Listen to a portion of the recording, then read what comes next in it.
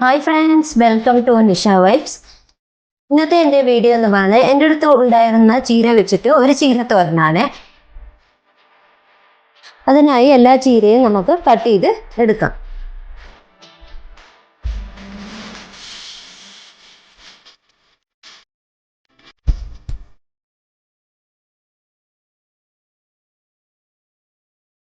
പിന്നെ കുറച്ച് പച്ചച്ചീരയുണ്ട്, അതും അങ്ങോട്ട് നമുക്ക് കട്ട് ചെയ്ത് എടുക്കാം.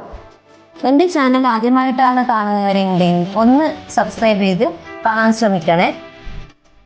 ഇതെല്ലാം കഴുകി കൊണ്ടുവന്ന് നമുക്ക് അരിഞ്ഞെടുക്കാം. ചീര എല്ലാം ഞാൻ അരിഞ്ഞ് റെഡിയാക്കിയിട്ടുണ്ട്. ഇനി ഇതിലോട്ടേക്ക് ആവശ്യമായ മഞ്ഞൾപ്പൊടിയും ഉപ്പും നമുക്ക് ഇട്ട് കൊടുക്കാം.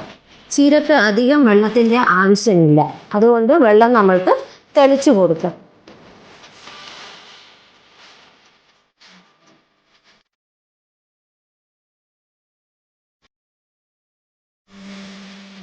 ഇങ്ങനെ ഒന്ന് തെളിച്ചു കൊടുത്താൽ മതിയാവും.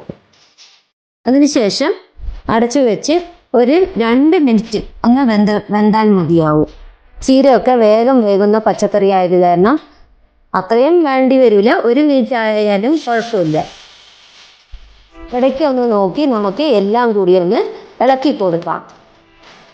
എല്ലാം നല്ലപോലെ ഒന്ന് ഇളക്കി മേലുഭാഗത്തുള്ള ചീരയൊക്കെ അടിവശത്ത് വന്നാൽ ഒന്നും കൂടി വേവിച്ച് വീണ്ടും എല്ലാം ഒന്ന് ഇളക്കി കൊടുക്കാവുന്നതാണ്.